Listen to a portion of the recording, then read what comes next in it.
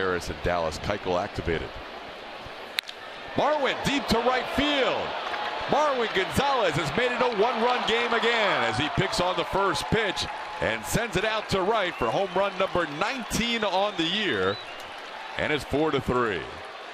It's good to see somebody elevate that fastball off Jordan Zimmerman, because you know what happens when you elevate, you celebrate. That ball was bombed.